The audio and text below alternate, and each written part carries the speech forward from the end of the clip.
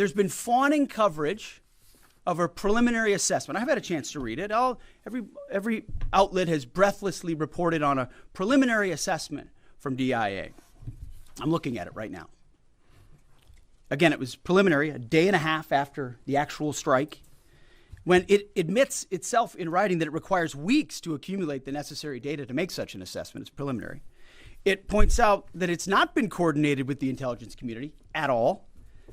There's low confidence in this particular report. It says in the report there are gaps in the information. It says in the report multiple linchpin assumptions are what this assessment, a linchpin assumption, you know what that is? That means your entire premise is predicated on a linchpin. If you're wrong, everything else is wrong.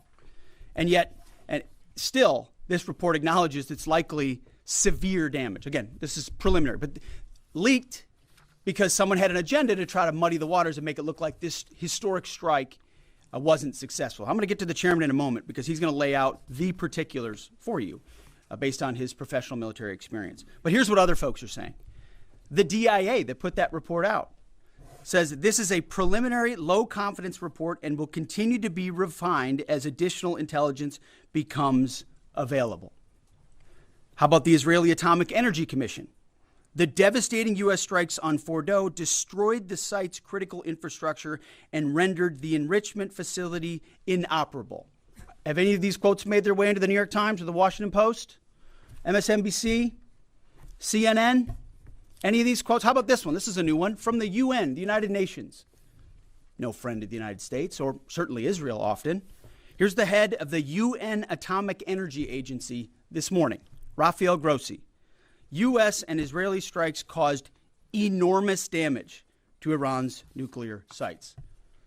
Don't take my word for it. How about the IDF's chief of staff?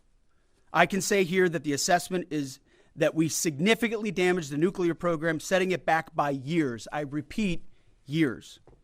The Iranian foreign minister, the spokesman, our nuclear installations have been badly damaged, that's for sure. I'm sure that's an understatement. John Radcliffe, the director of the CIA, putting out a statement just last night. CIA can confirm that a body of credible intelligence indicates Iran's nuclear program has been severely damaged by recent targeted strikes. This includes new intelligence from a historically reliable, very different than preliminary assessment with low confidence. He's saying historically reliable and accurate source and method that several key Iranian nuclear facilities were destroyed and would have to be rebuilt over the course of years.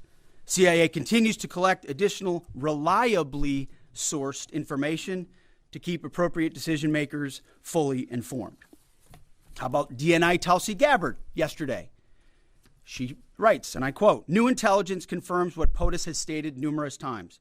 Iran's nuclear facilities have been destroyed." Institute for Science and International Security President David Albright, overall, Israel and U.S. attacks have effectively destroyed Iran's centrifuge enrichment program. Time and time again, I can go down the list.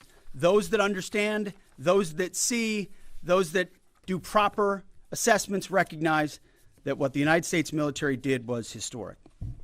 Before I pass it to the chairman, because you, and I mean specifically you, the press, specifically you, the press corps, because you cheer against Trump so hard, it's like in your DNA and in your blood to cheer against Trump, because you want him not to be successful so bad, you have to cheer against the efficacy of these strikes. You have to hope maybe they weren't effective.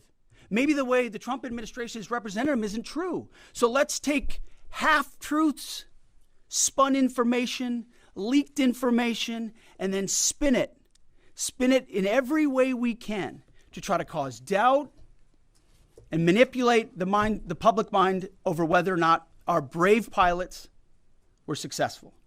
How many stories have been written about how hard it is to, fly a plane for 36 hours? Has MSNBC done that story? Has Fox? Have we done the story how hard that is? Have we done it 2 or 3 times so that American people understand? How about how difficult it is to shoot a drone from an F-15 or 16 or F-22 or F-35? Or what it's like to man a Patriot battery? or how hard it is to refuel midair, giving the American people an understanding of how complex and sophisticated this mission really was. There are so many aspects of what our brave men and women did that, because of the hatred of this press corps, are undermined because your people are trying to leak and spin that it wasn't successful. It's irresponsible. And folks in this room are privy to that information because of the proximity here in the Pentagon. It's an important responsibility. And time and time again, classified information is leaked or peddled for political purposes to try to make the president look bad. And what's really happening is you're undermining the success of incredible B-2 pilots and incredible F-35 pilots and incredible refuelers and incredible air defenders who accomplished their mission, set back a nuclear program in ways that other presidents would have dreamed. How about we celebrate that? How about we talk about how special America is, that only we have these capabilities? I think it's too much to ask, unfortunately, for the fake news. So we're used to that. But we also have an opportunity to stand at the podium and read the truth of what's really happening. And the reality is, you want to call it destroyed, you want to call it defeated, you want to call it obliterated, choose your word. This was an historically successful attack, and we should celebrate it as Americans. And it gives us a chance to have peace, chance to have a deal, and an opportunity to prevent a nuclear Iran, which is something President Trump talked about for 20 years, and no other presidents had the courage to actually do. So with that, I want to hand it over to the chairman of the Joint Chiefs. They've done technical analysis on this, not just on the strike, but also on our Patriot defenders, on al-Udeid. And Mr. Chairman, I'll hand it over to you. Good morning. Thank you, Mr. Secretary, and good morning, and all of you. Thank you for being here. As a follow-up to my comments on Sunday's press conference, I wanted to give you a few updates this morning on something I'm honored to do as a chairman, and that's a chance to get to talk about some of our service members and the incredible things that they do on behalf of our nation. And I apologize ahead of time for the length and the detail. Today I'm going to brief you on a couple things. First, I'm going to talk about our air defenders at al-Udeid in Qatar and their actions on Monday. Then I'm going to walk you through a little bit about the academics that went into the attack against Fordo, the massive ordnance penetrator weapon, and we're going to show a video that highlights the effects that weapon has. Of course, nobody was down inside the target, so we don't have video from the target. First, on Monday. As the President has stated, on Monday morning we began to receive indications and warnings that Iran intended to attack U.S. bases in the region. That morning, building on the work that CENTCOM Commander Eric Kurilla had done, and on the orders of the President, at al-Udeid Air Base in Qatar and around the region, we assumed a minimum force posture. Most folks had moved off the base to extend the security perimeter out away from what we assessed might be a target zone, except for a very few Army soldiers at al-Udeid. At that point, only 2 Patriot batteries remained on base. Roughly 44 American soldiers responsible for defending the entire base, to include CENTCOM's forward headquarters in the Middle East, an entire air base, and all the U.S. forces there. The oldest soldier was a 28-year-old captain. The youngest was a 21-year-old private who'd been in the military for less than 2 years. So let's put ourselves out there for a second. Imagine you're that young first lieutenant, you're 25 or 26 years old, and you've been assigned as the tactical director inside the command and control element. You, at that age, are the sole person responsible to defend this base. Listening next to you is your early warning operator, whose job is to notify you of imminent attack. There's 5 people inside a vehicle and 5 people outside of a vehicle around these, a total of, as I said, 44. By the way, you've sat in the Middle East for years, deployed over and over again, extended multiple times, always being prepared, but unsure of when that particular day will come that you must execute your mission and not fail at doing it. In this case, these Patriot crews were deployed from Korea and Japan as part of our U.S. forces there to ensure that we had the most capable missiles in the CENTCOM area of responsibility. As the day continues, you start to hear more and more chatter in the information space about a pending attack. And as the sun starts to set in the west, you get orders from your higher headquarters to make sure that your missile batteries are pointed to the north. There are just a few other teammates. It's hot, you're getting nervous, and you expect an attack. Outside of those Patriot vehicles, your hot crew, which is 1 NCO and 4 additional soldiers, turns a key and relinquishes control of those missiles to that young lieutenant inside the vehicle, and you wait. You know that you're going to have approximately 2 minutes, 120 seconds to either succeed or fail. And then at approximately 12:30 p.m. on Monday, that's 7:30 p.m. in Qatar, as the sun sets in the west, Iran attacks. As the targets were detected, round after round of Patriot missiles are ejected from their canisters by an initial launch charge. Then the main solid rocket motor ignites. You can feel this in your body if you've ever been around a Patriot taking a shot. And round after round goes out and guides against those missiles coming inbound. We believe that this is the largest single Patriot engagement in U.S. military history. And we were joined in this engagement by the Qatari Patriot crews. I'm not going to tell you how many rounds were shot, but it was a bunch because of classified purposes. And we're aware that there's reports of something getting through. What we do know is there was a lot of metal flying around. Between attacking missiles being hit by Patriots, boosters from attacking missiles being hit by Patriots, the Patriots themselves flying around, and the debris from those Patriots hitting the ground, there was a lot of metal flying around. And yet our U.S. air defenders had only seconds to make complex decisions with strategic impact. These awesome humans, along with their Qatari brothers and sisters in arms, stood between a salvo of Iranian missiles and the safety of Al Udeid. They are the unsung heroes of the 21st century United States Army. And I know a lot of you have seen the videos online and the excitement as those Patriots departed their launchers and went up and guided. This really demonstrates the combat capability and capacity of our Army air defenders. Simply stated, they absolutely crushed it. If you'd flip this over, thanks. Let me next move to a walkthrough of the GBU-57 massive ordnance penetrator weapon and share a little bit about the planners who did this and their work on the weapon. First, let me set the stage for you. There's an organization in the U.S. called the Defense Threat Reduction Agency, DTRA. DTRA does a lot of things for our nation, but DTRA is the world's leading expert on deeply buried underground targets. In 2009, a Defense Threat Reduction Agency officer was brought into a vault at an undisclosed location and briefed on something going on in Iran. For security purposes, I'm not going to share his name.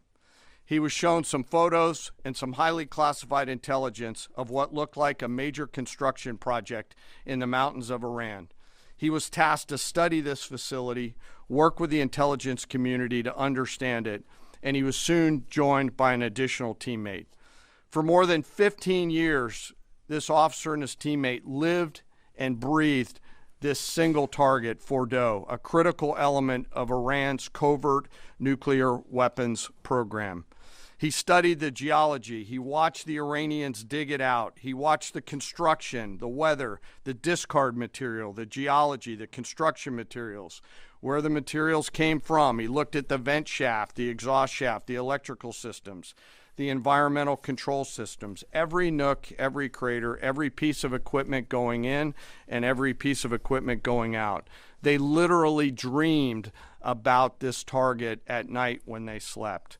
They thought about it driving back and forth to work, and they knew from the very first days what this was for. You do not build a multi-layered underground bunker complex with centrifuges and other equipment in a mountain for any peaceful purpose.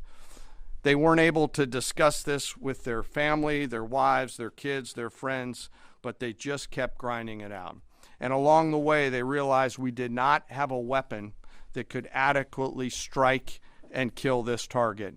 So they began a journey to work with industry and other tacticians to develop the GBU-57. They tested it over and over again, tried different options, tried more after that. They accomplished hundreds of test shots and dropped many full-scale weapons against extremely realistic targets for a single purpose: kill this target at the time and place of our nation's choosing. And then, on a day in June of 2025, more than 15 years after they started their life's work, the phone rang and the President of the United States ordered the B-2 force that you've supported to go strike and kill this target. Yesterday, I had the incredible honor and privilege of spending time with these two Defense Threat Reduction Agency officers who've given so much. One of them said, quote, "I can't even get my head around this. My heart is so filled with the pride of being a part of this team. I am so honored to be a part of this." To you both, thank you, and thank you to your families. Operation Midnight Hammer was the culmination of those 15 years of incredible work. The air crews, the tanker crews, the weapons crews that built the weapons, the load crews that loaded it. Before I run through this video today, I want to talk a little bit about weaponeering and what goes into an attack. Weaponeering is the science of evaluating a target. I mentioned all of those factors before that these two DTRA officers had thought about. Ultimately, weaponeering is determining the right weapon and fuse combination to achieve the desired effects and maximum destruction against a target. In the case of Fordo, the DTRA team understood with a high degree of confidence the elements of the target required to kill its functions, and the weapons were designed, planned, and delivered to ensure that they achieve the effects in the mission space.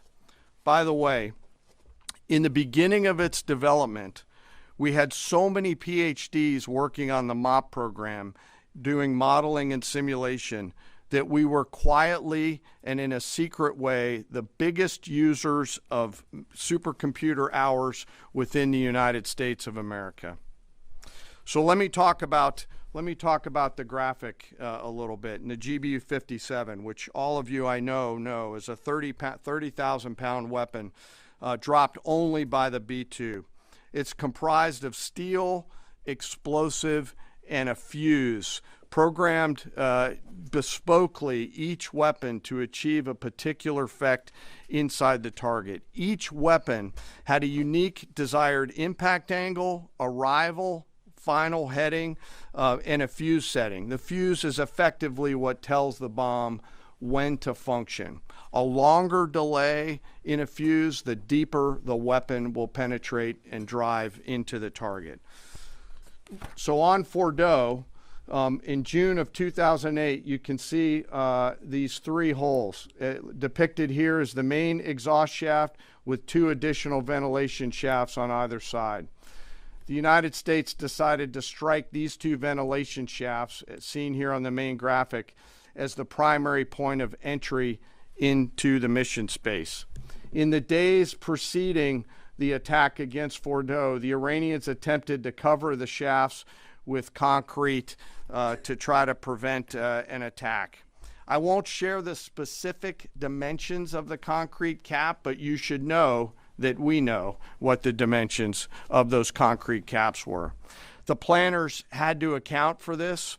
They accounted for everything. The cap was forcibly removed by the first weapon, and the main shaft was uncovered.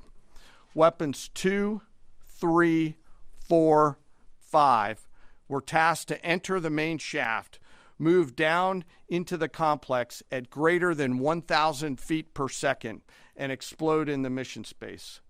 Weapon number 6 was designed on each side, so there were 6 on each side. Weapons number 6 was designed as a flex weapon to allow us to cover if one of the preceding jets or one of the preceding weapons did not work.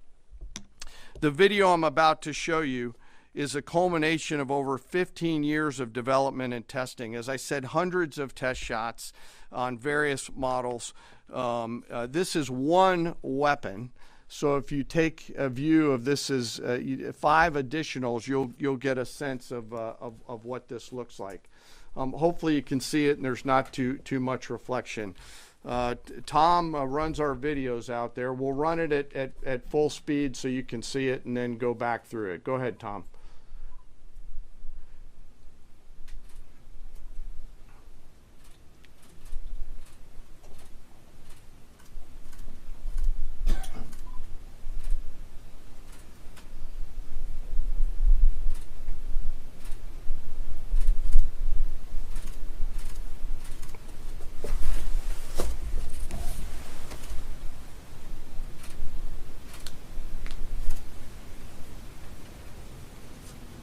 Keep it going for a minute. You'll see inside the mission space.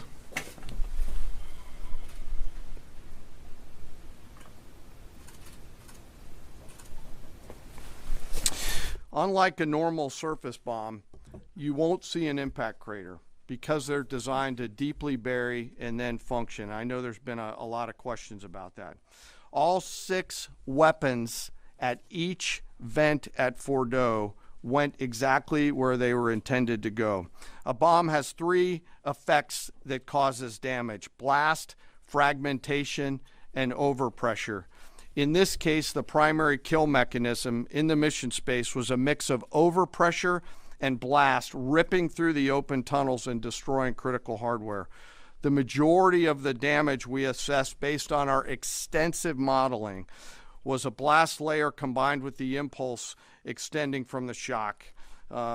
Imagine what this looks like 6 times over. A point that I want to make here: the Joint Force does not do BDA. By design, we don't grade our own homework. The intelligence community does. But here's what we know following the attacks and the strikes on Fordo. First, that the weapons were built, tested, and loaded properly. 2, the weapons were released on speed and on parameters. 3, the weapons all guided to their intended targets and to their intended aim points. 4, the weapons functioned as designed, meaning they exploded. And we know this through other means, intelligence means that we have, that were visibly, we were visibly able to see them. And we know that the trailing jets saw the first weapons function, and the pilots stated, quote, "This was the brightest explosion that I've ever seen. It literally looked like daylight." Let me now turn to the bomber crews themselves, give you a few details about them. The crews that attacked Fordo were from the active duty Air Force and the Missouri Air National Guard. The crews ranked from captain to colonel, and most were graduates of the Air Force Weapons School headquartered at Nellis Air Force Base in Nevada. I will state for the record that there is no beach volleyball or football at the Air Force Weapons School. They were male and female aviators on this mission. And a crew member told me when I talked to them on video the other day that this felt like the Super Bowl, the thousands of scientists, airmen, and maintainers all coming together. One last story about people. When the crews went to work on Friday, they kissed their loved ones goodbye, not knowing when or if they'd be home. Late on Saturday night, their families became aware of what was happening.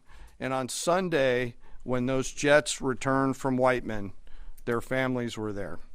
Flags flying and tears flowing. I have chills literally talking about this. The jets rejoined into a formation of 4 airplanes followed by a formation of 3 and came up overhead Whiteman proudly in the traffic pattern, pitching out to land right over the base and landing to the incredible cheers of their families who sacrifice and serve right alongside their family members. Like I said, there were a lot of flags and a lot of tears. One commander told me this is a moment in the lives of our families that they will never forget. That, my friends, is what America's Joint Force does. We think, we develop, we train, we rehearse, we test, we evaluate every single day. And when the call comes to deliver, we do so. I could not be more proud standing up here today of our Joint Force. I'm filled with gratitude that I get to tell their story.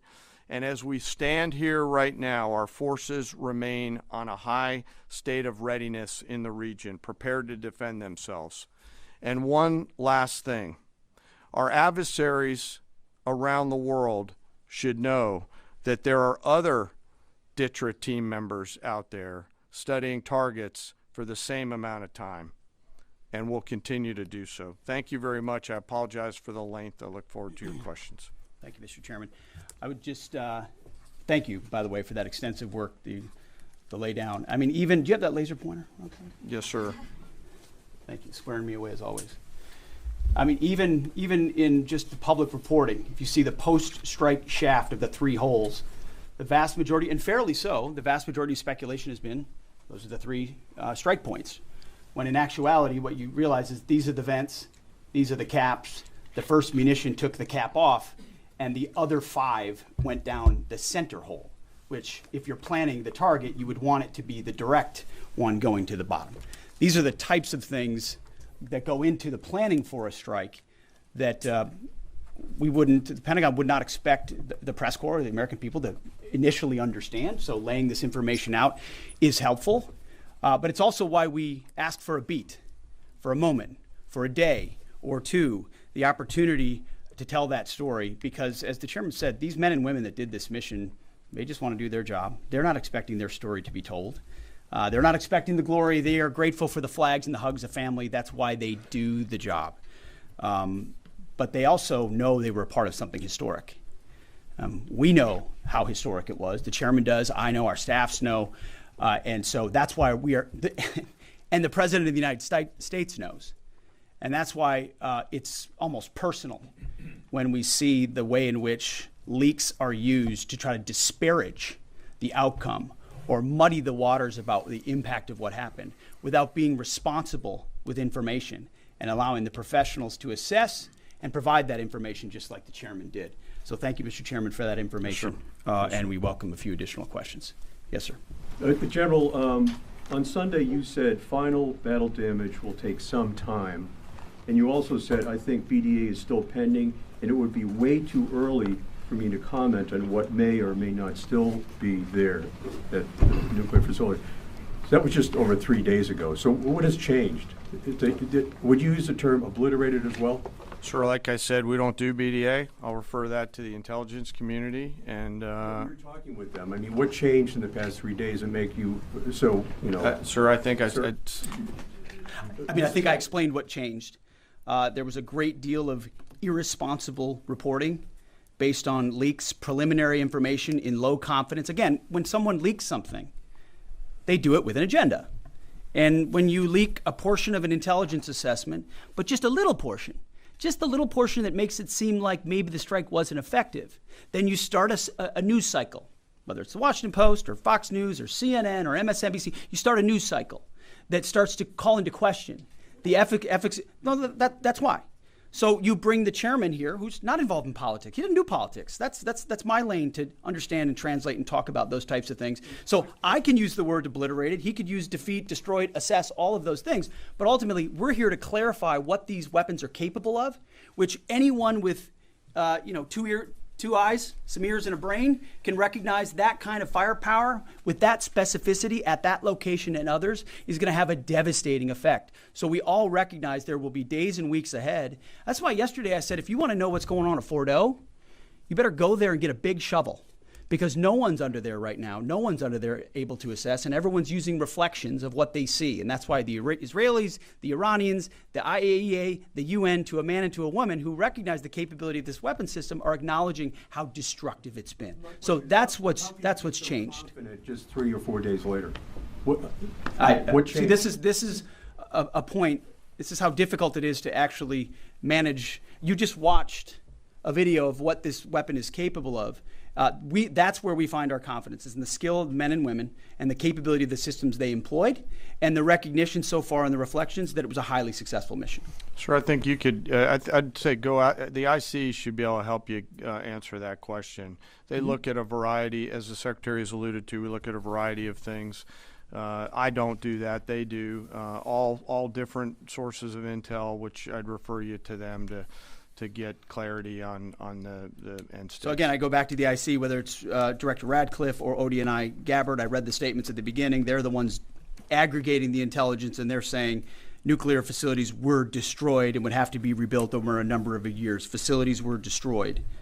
What do we got right here?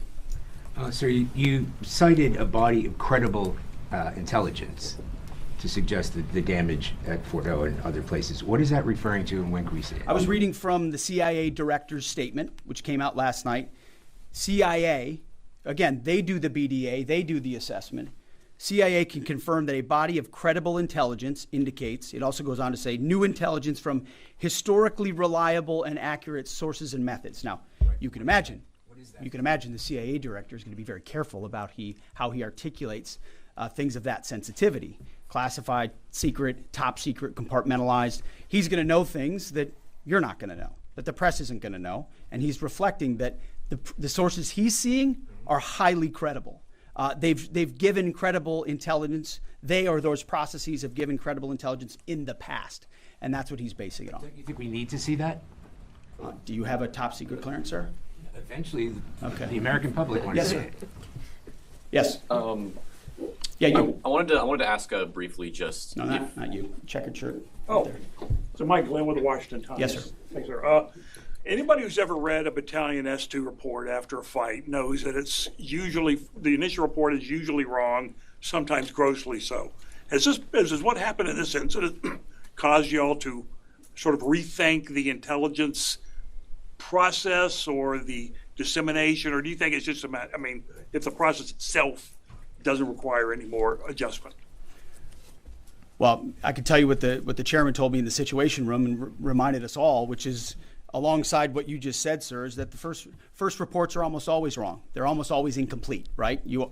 Anything, whether it's a squad level operation or a strategic level operation, the initial reflections you get are coming at you at a high rate of speed from a lot of different sources. So your job is to step back and assess them. And that's why we're urging caution about premising entire stories on biased leaks to biased publications trying to make something look bad. How about we take a beat, recognize first the success of our warriors, hold them up, tell their stories, celebrate that, wave an American flag, be proud of what we accomplished. And in the meantime, I can assure you, the chairman and his staff, the intelligence community, our staff and others are doing all the assessments necessary to make sure that mission was indeed successful. Yes, right there. Sir, thank you, Mr. Secretary. Iran has recognized that their nuclear program was indeed severely damaged, but they also said that the U.S. strikes only strengthened their ability and their determination to complete their nuclear program. How do you respond to that, sir? Is that a provocation from Iran? Well, I would say Iran's going to have to say a lot of things right now in order to bolster their image, especially internally. You know, in the media, there's a lot of things they'll say for domestic consumption. But we're watching very closely what they do. Again, that's the intel community. Our job as the chairman, the chairman laid it out so beautifully. Our job is to be prepared. And how proud are you? How proud am I? I didn't know the full story of those men and women 15 years ago who've been pointing at that target. That makes me proud to be an American. That's an awesome story. I hope we can tell more aspects of that in an unclassified way in the future. That's a great thing to know. Our job is to be prepared when the commander-in-chief calls based on those assessments. So, of course, our IC, the Intelligence Committee, will keep watching what Iran does and pay attention to that. But the president has created the contours, the opportunity for a deal, for peace, in something that the world said was intractable, that wasn't possible. And we got that peace, that ceasefire, that option, because of strength, because of his willingness to use American military might that no one else on the planet can do with the kind of planners and operators that the chairman just laid out. Yes, sir. Right there. Yep. Me, sir? Just a quick question. There's public imagery available saying that highly enriched uranium was moved out of Fordo before the strikes. Is that accurate? Have you seen that? And Mr. Chairman, a question for you. Have you been pressured to change your assessment or give a more rosy intelligence assessment to us by any political factors, whether it's the president or the secretary? And if you were, would you do that? Yeah, that one's easy. No, no, I have not, and no, I would not. My job as the chairman is to offer a range of options to the president and the National Command Authority to deliver the risks associated with each of those, and then take the orders of the National Command Authority and go execute them. I've never been pressured by the president or the secretary to do anything other than tell them exactly what I'm thinking, and that's exactly what I've done. And the highly enriched uranium? There's nothing that I've seen that suggests that we didn't hit exactly what we wanted to hit in those locations. That's not the question, though. It's about highly enriched uranium. Do you have certainty that all the highly enriched uranium was inside the Fordo mountain, or some of it, because there were satellite photos that showed more than a dozen trucks there 2 days in advance? Are you certain none of that highly enriched uranium was moved? Of course, we're watching every single aspect, but Jennifer, you've been about the worst, the one who misrepresents the most intentionally. What the president says. I'm familiar. Report about the ventilation shafts on Saturday night, and in fact, I was the first to describe the B-2 bombers, the refueling, the entire mission with great accuracy.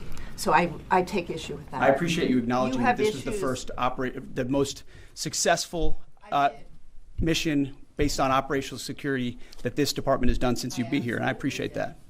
So we're looking at all aspects of intelligence and making sure we have a sense of what was where. Why not acknowledge the female pilots that also participated in this mission? The early messages that you sent out only congratulated the boys. So when I say something like our boys and bombers, see, this is the kind of thing the press does, right? Of course, the chairman mentioned a female bomber pilot. That's fantastic. She's fantastic. She's a hero. I want more female bomber pilots. I hope the men and women of our country sign up to do such brave and audacious things.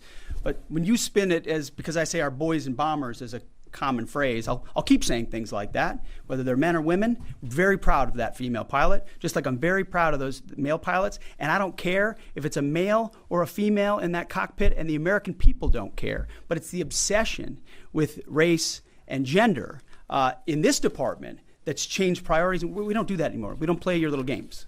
Yes, right there. You know for certain that the uranium was removed from the facility before the B-2 struck? So I'm not aware of any intelligence that I've reviewed that says things were not where they were supposed to be, moved or otherwise.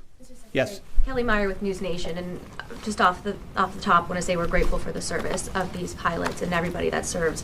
I wanted to ask you, the CIA statement said, when possible, they will provide updates and information to the public for transparency, and I believe that's what we're looking for here. Do you commit to share the Defense Intelligence Agency report when it is ready, so the American people can understand more about the intelligence assessment? Well, actually, the report that was discussed, this preliminary report, was what's called a restrike report. So it comes to us to give us an assessment whether a target would need to be restruck, right? That's the reason why. So it's based on internal feedback loop that we're supposed to have access to. Unfortunately, someone took advantage of that. But whatever is supposed to be made public will be, but whatever has to stay sensitive. Sir, can I just jump in? You know, one of the things that I'm trying to do through this journey that we're on together, of course, transparency, but also the requirement to really protect these capabilities. I guess the time's up. So there's a balance in there, right? We do need to preserve options should the nation and the joint force be tasked to go do something again. So I'm confident we'll find the middle ground, but there are some things that if asked, I'd want to not release related to. So we're going to leave it right there. I want to thank the heroism of our men and women in the military. What they accomplished is truly historic. Setting back the Iranian nuclear program untold number of years. It was a devastating attack. We appreciate you covering it. Thank you very much, Yes, sir. Chairman. Thank you. Talk a little bit more about the role, sir.